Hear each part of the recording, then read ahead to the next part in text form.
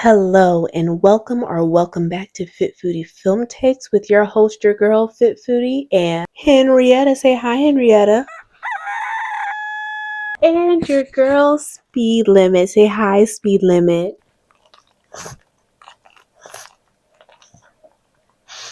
Yeah. And in today's video, we're talking about the 1968 film Night of the Living Dead.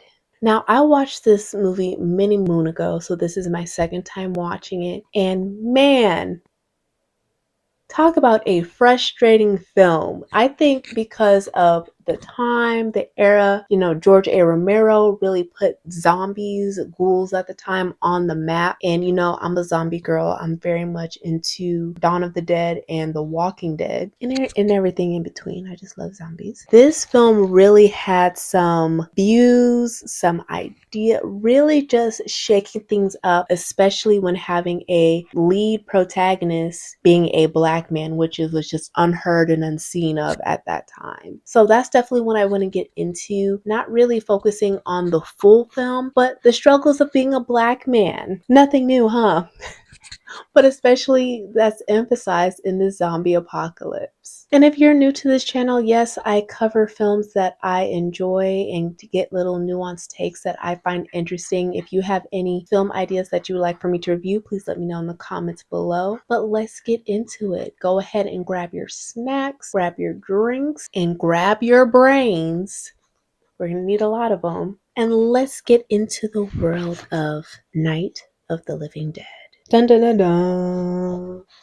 Dun dun dun dun. Night of the Living Dead is a 1968 American independent zombie horror film directed, photographed, and edited by George A. Romero. Written by Romero and John Russo and produced by Russell W. Striner and Carl Hardman. The ensemble cast star as a group of people trapped in a farmhouse in rural Pennsylvania under assault by flesh-eating, reanimated corpses. Although the monsters that appear in the film are referred to as ghouls, they are credited with popularizing the modern portrayals of zombies in popular culture. And this is why we thank grandfather George A. Romero for all that he's done and provided us with our zombie materials today. Now again, I want to focus on Dwayne Jones, who plays Ben. The casting was potentially controversial in 1968 when it was rare for a black actor to be cast as the hero of an American film with a predominantly white cast. But Romero said Jones gave the best audition. He was just the best one for the job, but it's interesting because I wonder if it was a white person who was casted as Ben, would it had the same impact? And I would say no, especially because of how the film ended, but we'll get to that in a second. So again, I'm going to be talking about Ben mostly, his interactions with the people around him as well as the zombies, and how I can't even call him the magical Negro because he was just doing things that were just common sense. He was just thinking. He used his brain what the zombies were trying to come after, right? And how no one could let him be great and how that led to his demise in the ending. So I'm not going to go through the whole entire film, just basically things that affected him directly. So let's get right into it. So the film starts off with two siblings, a guy and a girl. They get to a graveyard to visit their father to put a wreath on his gravestone. Okay, the zombie attacked the sister. The brother goes in and fights, and she decides to leave her brother, and she gets in a car and drives off without her brother while a zombie is chasing her. She sees a random house. She goes in, tries to get in, and eventually finds open door to get inside. She gets a knife. Okay, so we're on the right track. She's checking the place out, going room to room. More zombies appear outside as the sun starts to set, and homegirl is freaking out as she finds another dead body that is upstairs. She tries to leave the house when a random black man shows up, Ben, okay, and gets them both inside the house. Ben came to the house because the car that he had needed gas, and the gas tank that he needed a key to open it up. So he's now stranded. Ben is trying to get this white woman, the sister, to help out, and she is of no help. He's thinking of ways to get out. He's talking about getting food so they can live off of for a little bit. Real survival skills on display. And that's because he's Black. And I'll touch on that further. And he's trying to get answers from her. And she goes into hysterics. Poor white woman, just traumatized. Like he's not traumatized. Like no one else is traumatized from all this. And mind you, she doesn't know what's going on. She has no social media. This is not that time period. So I can get being a little frantic. However, you need to start thinking and start working. Get out that emotional space. Black people aren't afforded that. So Ben goes back outside because the zombies are messing up his ride and he's beating him in the head with a tire iron. Not only is he trying to figure out what to do, getting the food, taking off wood so he can board up the house, he's protecting his vehicle and also beating these zombies in the head. That's a real MVP right there. That man knows how to make it in any situation. A zombie gets in the house, and again, he's putting in that work with that tire iron. He sets one of the zombies on fire outside of the house, and it keeps the zombies at bay. I don't know how he knew that zombies were afraid of fire, but he was able to quickly figure that out and use that to his advantage. And I don't know if I would have burned a zombie that close to the house just in case, fire transferred. But out of all things, I can't really critique much about him. And again, that white lady, the sister from earlier, she's just wandering around the house so confused, just dazed, just lost in her own world. He's looking for nails. He gives her a task to find some wood to help them out. He almost snaps on her, rightfully so, okay? But he finds his nicest kindergartner teacher voice and explains calmly what they need to do so they can survive. Again, George A. Romero may have said that Dwayne Jones got the part because he acted his butt off. His audition was the best, which clearly true. But I just really feel like the impact of this being a Black man telling a white woman what to do. George A. Romero ain't dumb. George. So she's still wandering the house being useless while Ben again is putting in the work, pulling up boards from everywhere he can. He boards up the doors, boards up the windows, and she comes back with 3 skinny pieces of logs. Girl, to do what? Useless. And so then he gives her another task of finding the biggest nail so he can board things up a little bit quicker. He's just trying to give her something to do, and honestly, when you know there's things trying to attack you and you're trying to make it the best way you know how, he was just giving her something to do. Because I guess he didn't want her in the way. He felt bad for her. I don't know. And then he begins to talk about his experience with the zombies that he experienced before he got there outside as he's again putting in work, pulling the legs off of a table. And after he opened up, then she started to open up a little bit and started opening up a little bit too much because she starts flipping out from recent events, and he has to tell her to calm the fuck down twice. And then she gets irate, starts yelling at him, being aggressive to him, saying that she's trying to help her dead brother, and if you're not trying to help, then get out my way, girl, he's dead. Done. And then she slaps him. And then he punches her. And look, I'm not with violence against women, but in this situation, this niche little moment, that was needed because 1, you don't put your hands on anybody, and 2, to think that you can do that to someone during an apocalypse, girl, you're tripping.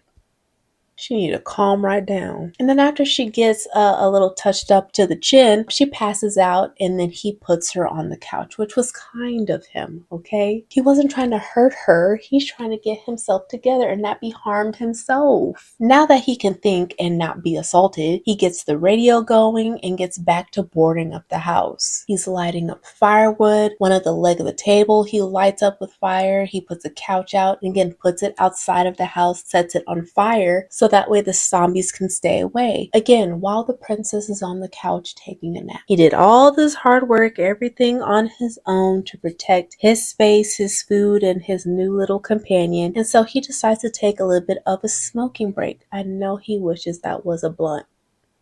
I know he does. And then he ends up finding a gun. I think it's a rifle, but Don't quote me on that. And then finally, when the white lady wakes up, he's trying to talk to her and she went full catatonic on him, but he's trying his best to comfort her. Then two white men break out from the cellar and scare the woman half to death. And then Ben comes in with his gun and then he asks them, rightfully so, if you were here the whole time, where were y'all? And then they got excuse after excuse after excuse. Oh, we didn't hear you. We couldn't hear good. Well, we heard commotion and we didn't think and we thought it was zombies and blah, blah, blah. And Ben is not having it. He said, you all need to get your story together because I'm not trying to play that nonsense. Again, white people coming with excuses.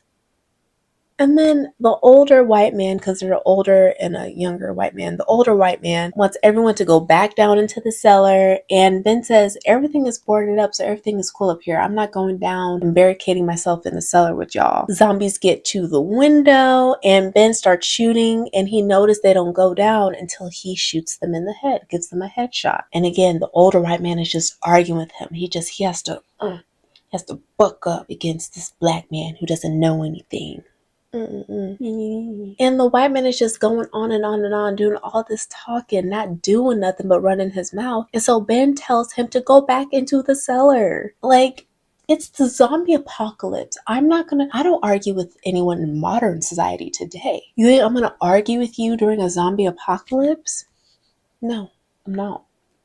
And neither was Ben. And the older white man, he's just so mad. He is so mad that a black man is talking to him like this. He is not having it. And Ben is not having it, and I don't blame him. So the old white man locks himself back down into the cellar. And Ben laid out, he's like, I'm running everything on this floor and above, and I'm the only one giving orders. And I know that's right because he's the only one who's put in the effort and the work to even say so. Not running around here just running his mouth. He's doing things, handling business. Now they're trying to plan to go outside to fix the gas pump to get gas in the car so they can head out of there into a safety zone that they heard on the radio. They open up the door and start setting zombies on fire, headed out to get in the car. And again, there's a younger white man with his girl that he takes out. Anyway, they're driving in the car, and as they're trying to get gas inside of the car, the young, dumb white man gets gas everywhere, especially on the car, and the car gets set on fire. The black man should have just did everything on his own, to be real. Those white people should have stayed exactly where they were. No help.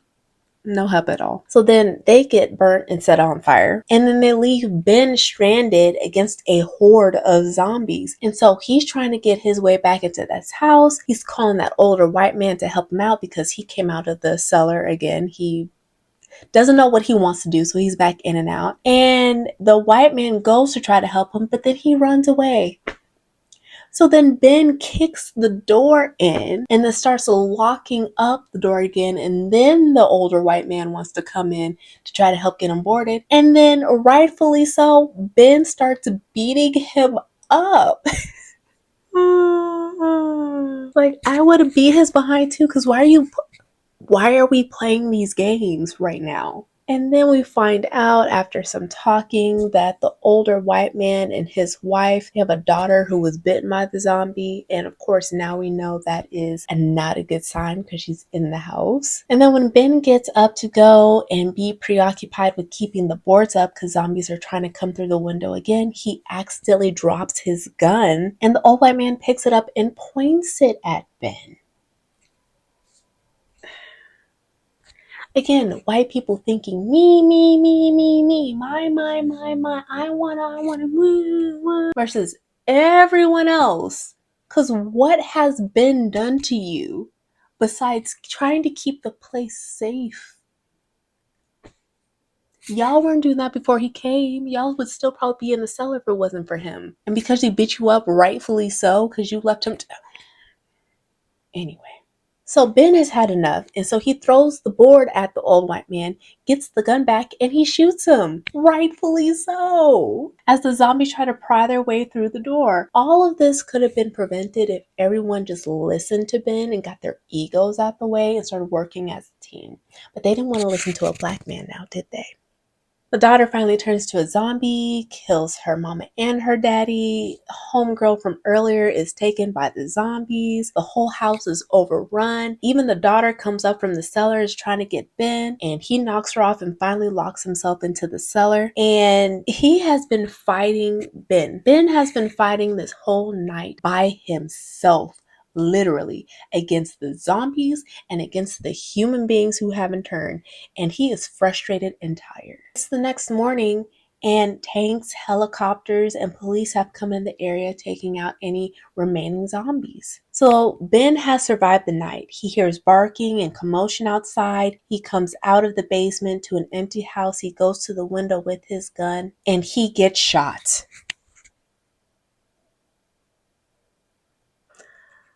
A black man killed by the police. How unordinary and shocking is that? And that, to me, when I first saw this movie, seeing that in the film, I was on fire. I was really upset. I was mad. He went through all of that just to be shot, brutalized, and burned with other zombies. It just shows you it doesn't matter. Black people fight against everyone, even the system, and in the end, they'll kill you and burn you. Test my patience. This whole movie was just frustrating. And it's not even horror in the fact that you're terrified by the zombies because they look like normal people just walking funny. No, the horror in it is dealing with stupid, self-absorbed, uncaring, obtuse white people trapped in a house. I hate it. Hate it. And for a horror movie in the 60s, in the late 60s, this sets a precedence. And of course, again, the leading protagonist being a black man dealing with all this is just fascinating. And watching it again, it just shows how applicable and timeless this film is. It always reflects back to a black person's experience in America. No matter how smart, capable, efficient, caring, brave you are, you will go it through life alone and have to navigate it the best way that you can, dealing with all the circumstances, all of it. And that's my thoughts and opinions on this. I probably won't watch this movie again just because it was frustrating the first time and it was really frustrating the second time. But good movie. And I just really wonder, if it was a white man casted, would it have been so frustrating for me? If I saw a white person doing everything that Ben did? Well, probably. I probably would still be frustrated, to be honest, because Ben was doing nothing but making sense. But the fact that he was a black man on top of that, you get those undertones. You get those different undertones that wouldn't be there if it was just a regular white person dealing with other white people. So, interesting. Good movie. The grandfather of all the zombie films. So, there you have it. Thank you so much, everyone, for watching this film. Let me know what you think in the comments below about my take or the movie itself. I would really love to hear it. Please like and subscribe. Until next time, what do we say, ladies? Make sure to eat well, drink well, rest well, move your body. And until next time, ciao. The 1968 film ideas that you like me for, if you have do you remember, girl, on the floor, you and me talking about a farmhouse starting set. Okay, I'll feed you. You would really love to hear. I would ciao. Henrietta, not you farting up here. Why are you cooting? Ugh.